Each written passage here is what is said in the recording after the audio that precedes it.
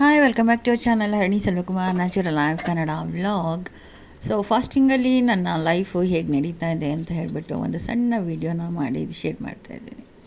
ಈ ಊಟ ಬಂದು ಟೈಸನ್ಗೆ ರೆಡಿ ಮಾಡ್ತಾಯಿದ್ದೀನಿ. ಟೈಸನ್ಗೆ ಯಾವಾಗಲೂ ಕೂಡ ಒಂದು ಲಂಚಿಗೆ ತುಪ್ಪ, ಅನ್ನ, ಹಾಗೆ ಕೋಳಿದು ತಲೆ ಮತ್ತು ಕಾಲು ಎಲ್ಲನ ಬೇಯಿಸಿ ಕೊಡ್ತೀನಿ ಒಂದು ಟೈಮು. ಇನ್ನೊಂದು ಟೈಮು ಹಾಲು, ಇನ್ನೊಂದು ಟೈಮು ಬಿಸ್ಕೆಟ್ಸು, ಈ ಥರ ಒಂದು ಟೈಮ್ ಪೆಡಿಗ್ರೆ ಈ ಥರ ಕೊಡ್ತಾಯಿರ್ತೀನಿ. ಸೊ ಅವ್ನು ತುಂಬ ಬೆಳವಣಿಗೆ ಈಗ ತುಂಬ ಚೆನ್ನಾಗಾಗಿದೆ. ಸೊ ಗಿಡಗಳು ಕೂಡ ಅಷ್ಟೇ, ನೀರು ಹಾಕಿ ಚೆನ್ನಾಗಿ ಆರೈಕೆ ಮಾಡ್ತಾಯಿದ್ದೀನಿ. ಸೊ ಗಿಡಗಳು ಕೂಡ ತುಂಬ ಚೆನ್ನಾಗಿ ಬರ್ತಾಯಿದೆ. ಸೊ ಖುಷಿಯಾಗುತ್ತೆ ನನಗೆ ನನ್ನ ಗಿಡಗಳನ್ನ ನೋಡ್ತಾ ಇರುವಾಗ. ಬೆಳಗ್ಗೆ ಹೊತ್ತು ಎದ್ದು ಬಂದು ಈ ಗಿಡಗಳನ್ನೆಲ್ಲ ನೋಡುವಾಗ ನನ್ನ ಮನಸ್ಸಿಗೆ ಏನೋ ಒಂಥರ ಖುಷಿ ಸಿಗುತ್ತೆ. ಸೊ ನಾನು ತುಂಬ ಎಂಜಾಯ್ ಮಾಡ್ತೀನಿ. ರೋಸ್ ಬಿಟ್ಟಿದೆ, ದೇವ್ರಿಗೆ ಮುಡ್ಸೋಕ್ಕಾಗತ್ತೆ. ಸಂಜೆ ಡ್ಯೂಟಿಯಿಂದ ಬಂದು ಹಾಗೆ ಸ್ಟವ್ ಎಲ್ಲ ಕ್ಲೀನ್ ಮಾಡ್ಕೋತಾ ಮತ್ತೆ ಟೈಸನ್ಗೆ ಅಡುಗೆ ರೆಡಿ ಮಾಡಬೇಕು. ಈಗ ಫಾಸ್ಟಿಂಗ್ ಇರೋದ್ರಿಂದ ನನ್ನ ಅಡುಗೆಗಿಂತ ಟೈಸನ್ ಅಡುಗೆದೇ ಚಿಂತೆ ಆಗಿರುತ್ತೆ ನನಗೆ. ಸೊ ಅವನೇನು ತಿಂತಾನೆ, ಏನು ಮಾಡ್ತಾನೆ ಅಂತ. ಸೊ ಟೈಸನ್ ಬಗ್ಗೆ ಹೇಳಬೇಕಂದ್ರೆ ಮನೆ ಮಗ ಆಗಿದ್ದಾನೆ. ಸೊ ನಮಗೆ ನಮ್ಮ ಊಟ ತಿಂಡಿಗಿಂತ ಅವನ ಊಟ ತಿಂಡಿನೇ ನಮಗೆ ಚಿಂತೆ ಆಗ್ತಾ ಇರುತ್ತೆ. ಅವ್ನಿಗೆ ಊಟ ಕೊಟ್ವಾ, ಹಾಲು ಕೊಟ್ವಾ, ಬಿಸ್ಕೆಟ್ ಕೊಟ್ವಾ, ಪೆಡಿಗ್ರೆ ಕೊಟ್ವಾ ಅಂತ ಹೇಳಿ ಯಾವಾಗಲೂ ಯೋಚನೆ ಮಾಡ್ತಾಯಿರ್ತೀವಿ.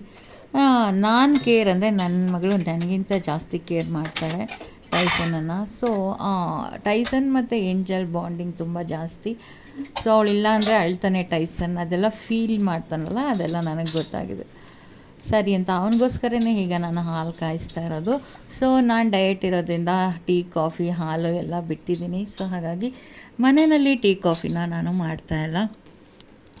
ಆಫೀಸಲ್ಲಿ ಯಾರಾದರೂ ತರಿಸಿದಾಗ ಬೇಡ ಅನ್ನಬಾರ್ದಲ್ವಾ. ಸೊ ಯಾಕೆ ಬೇಡ ಅಂತ ಹೇಳಲ್ಲ ಅಂತಂದರೆ, ಪಾಪ ಅಲ್ಲಿ ಟೀ ಮಾಡ್ಕೊಂಬರೋರು ತುಂಬ ಕಷ್ಟಪಟ್ಟು ಮಾಡ್ಕೊಂಬರ್ತಾರೆ. ನಾವು ಬೇಡ ಅಂದಾಗ ಅವ್ರ ಮನಸ್ಸು ನೋವಾಗುತ್ತೆ ಅಂತ ಹೇಳಿ ನಮ್ಮ ಡಯೆಟು, ನಮ್ಮ ಅದು ಇದು ಎಲ್ಲನ ಸೈಡ್ಗಿಟ್ಟು ನಾನು ಕುಡಿದ್ಬಿಡ್ತೀನಿ, ಅವ್ರ ಮನ್ಸಿಗೆ ನೋವಾಗಬಾರ್ದು ಅಂತ.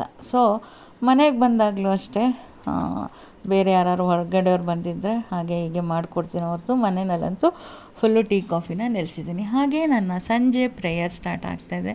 ಸೊ ದೇವರಿಗೆ ಒಂದು ಕ್ಯಾಂಡಲ್ ಹಚ್ಚಿ ನನ್ನ ಪ್ರೇಯರ್ ರಿಕ್ವೆಸ್ಟ್ ಸಲ್ಲಿಸಿದ್ರೆ ಒಂದು ದಿನದ ಫಾಸ್ಟಿಂಗ್ ದೇವ್ರ ಮುಂದೆ ಒಪ್ಪಿಸಿ ಪ್ರಾರ್ಥನೆ ಮಾಡೋವರೆಗೂ ಸಮಾಧಾನ ಇರಲ್ಲ. ಈ ಪ್ರೇಯರ್ ಆದಮೇಲೆ ಒಂಥರ ಏನೋ ಒಂಥರ ಮನಸ್ಸಿಗೆ ಸಮಾಧಾನ ಸಿಗುತ್ತೆ. ಅದಾದಮೇಲೆ ನಾನು ನನ್ನ ಕೆಲಸನ ಮುಂದುವರಿಸ್ತೀನಿ. ದೇವ್ರ ಹತ್ರ ಒಂದು ವಿಷಯವಾಗಿ ತುಂಬ ರಿಕ್ವೆಸ್ಟ್ ಮಾಡಿ ಪ್ರೇಯರ್ ಮಾಡ್ತಾಯಿದ್ದೀನಿ. ಸೊ ಅದು ಸಕ್ಸಸ್ ಆಗುತ್ತೆ, ನನಗೆ ಹೋಪ್ ಇದೆ. ಸೊ ಸಕ್ಸಸ್ ಆದಾಗ ನಾನು ಅದನ್ನು ಕೂಡ ನಿಮ್ಮ ಜೊತೆ ಶೇರ್ ಮಾಡ್ತೀನಿ. ಈ ಫಾಸ್ಟಿಂಗ್ ಪ್ರೇಯರಲ್ಲಿ ನಾನು ಏನು ರಿಕ್ವೆಸ್ಟ್ ಮಾಡ್ಕೊಂಡಿದ್ದೆ ಅಂತ ಹೇಳಿಬಿಟ್ಟು ಶೇರ್ ಮಾಡ್ತೀನಿ. ಫಾಸ್ಟಿಂಗ್ ಪ್ರೇಯರೆಲ್ಲ ಆದಮೇಲೆ ನನಗೆ ಊಟನ ತಕ್ಷಣ ತಿನ್ನೋಕ್ಕಾಗಲ್ಲ, ಬೆಳಗ್ಗೆಯಿಂದ ಉಪವಾಸ ಇರ್ತೀನಲ್ಲ. ಹಾಗಾಗಿ ಒಂದು ಆ್ಯಪಲ್ ಹಾಕಿ ಜ್ಯೂಸ್ ಮಾಡ್ಕೊತಾ ಇದ್ದೀನಿ. ಸೊ ಜ್ಯೂಸ್ ಆದಮೇಲೆ ಜ್ಯೂಸ್ ಕುಡಿದ್ರೆ ಏನೋ ಒಂಥರ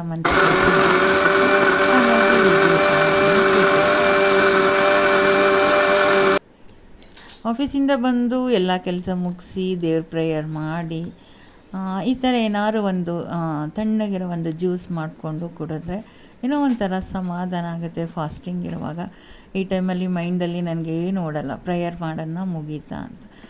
ಮತ್ತು ನನ್ನ ಪ್ರೇಯರ್ ಶುರು ಆಯಿತು. ಸೊ ಫಾಸ್ಟಿಂಗಲ್ಲಿ ನಾನು ಹೋಗಿ ಬಂದು ಈ ಥರ ಪ್ರೇಯರ್ ಮಾಡೋದೇ ನನ್ನ ಒಂದು ಡೈಲಿ ಲೈಫ್ ರೊಟೀನ್ ಆಗಿರುತ್ತೆ. ಹಾಗಾಗಿ ಬೇರೆ ಏನು ಜಾಸ್ತಿ ಇರಲ್ಲ ನಾನು ವೀಡಿಯೋಸ್ ಮಾಡೋದಕ್ಕೆ. ಸೊ ಮಾಡಿದ ವೀಡಿಯೋಸ್ಗಳನ್ನೇ ಮಾಡಿ ಸೊ ನಿಮಗೂ ಕೂಡ ಬೋರ್ ಆಗಬಾರ್ದು ಅಂತ ನಾನು ಶೇರ್ ಮಾಡೋಕ್ಕೆ ಹೋಗಲ್ಲ. ಓಕೆ, ಇವತ್ತಿನ ವ್ಲಾಗ್ ಇದಾಗಿತ್ತು. ಯಾರೆಲ್ಲ ಹೊಸದಾಗಿ ನೋಡ್ತಾ ಇದ್ದಾರೋ ದಯವಿಟ್ಟು ಸಬ್ಸ್ಕ್ರೈಬ್ ಮಾಡ್ಕೊಂಡು ನೋಡಿ. ಮತ್ತೆ ನೆಕ್ಸ್ಟ್ ವ್ಲಾಗ್ ಒಂದಿಗೆ ಸಿಗೋಣ. ಅಲ್ಲಿವರೆಗೂ ನಮಸ್ಕಾರ.